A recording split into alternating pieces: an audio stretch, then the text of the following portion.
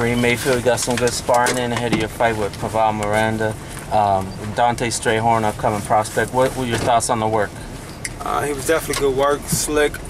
He had good power, nice combinations. You know, definitely world-class fighter. I definitely seen him being in the rankings very soon, especially having a major backing like 50 Cent's S&M Promotions, so SMS Promotions. So definitely seeing him being put on and being one of the top guys real soon. And with your fight, what are your thoughts just getting back into the ring against, you know, Miranda, Chavez, Vera undercard? What are your thoughts about your return? Well, you know, it's definitely a good look, you know, being on a major undercard like that and being in a major venue like that. So, you know, my opponent, he's a game opponent. It's tough, you know, I never overlook no one. And I never underlook no one. I never overlook no one. So with that being said, I'm training like I'm getting ready for you know, pound for pound Pacquiao or Floyd. You know, I'm giving that much effort so I can. It's a showcasing fight, so I got a showcase I got to put on. What prompted you to sign with Top Rank, and what are your plans with them? When I signed with Top Rank, it was the reason why is because they were the major promotional company. You know, they have the likes of Manny Pacquiao, Brandon Rios, Marquez, Panovo Call from Mike Alvarado.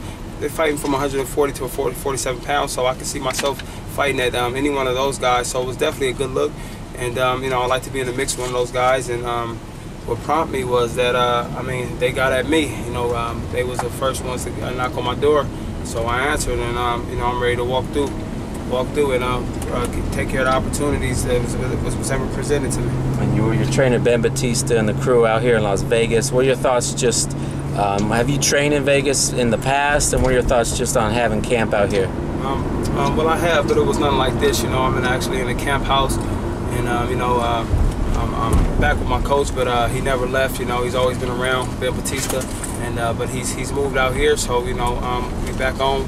Putting on, and you know, got a good camp, got some good, hard-working teammates with you know, Inca, Ronald Nixon, and his son, his kid, and you know, I'm just looking forward to working hard and being an inspiration to them, and you know, making opportunities for them themselves. Now, another guy, I believe at the Mayweather-Guerrero fight it was, you got into altercation with Danny Garcia. Was that? Right. Tell me what prompted that, and you guys coming face to face. What was that about? You know, well, at that time I wasn't signed to Top Rank. You know, I was still signed with Prize Fight, and you know, Prize Fight don't have no beef with Golden Boy, or as if you know how they say the Top Rank Golden Boy beef. And yeah. you know, I was, you know, ranked number 2 WBO, number 4 in the WBA, and you know, I felt I needed an opportunity. I needed a platform to put on, and you know, so I was like, really, it wasn't actually just about Garcia. It was any of them cats. I was going after their dome. You know what I mean? If I seen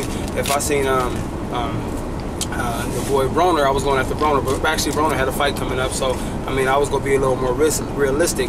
But Danny Garcia didn't have nothing coming up, so I was going after Danny Garcia. You know, I seen him, and we got on his line, and that's what it was, you know, and called him out. And a lot of people say, what prompted you to do that, or how did you have the audacity? I was ranked in the top, you know, ranked in 2 major sanctioning bodies in the top 5, not only top 10, in the top 5. So with that being said, you know, I went after him and did what the OGs used to do back in the days and call cats out, you know. Nowadays you don't see it because of the promoters or whatever beef that they have. But hey, I was going back to the old school on it. Now, had you sparred him in the past? Is that right? Or? I have. I got him ready for the first Morales fight. You know, I went out there, they flew me out to Philly. Yeah. And you know, I got him ready, and you know, I seen that my style was very good against his style, and it was definitely good work. You know, I'm not gonna say I just beat up on the dude, but I definitely see I can beat him. You know, with that being said, you know, I'm like, shit, I'm gonna call him out. So that's what it was. What was that camp like in Philly? If you could kind of go behind the scenes, like. Right, it was a cool camp. You know, we actually, you know, I honestly, probably too much prior to that, I called Danny Garcia out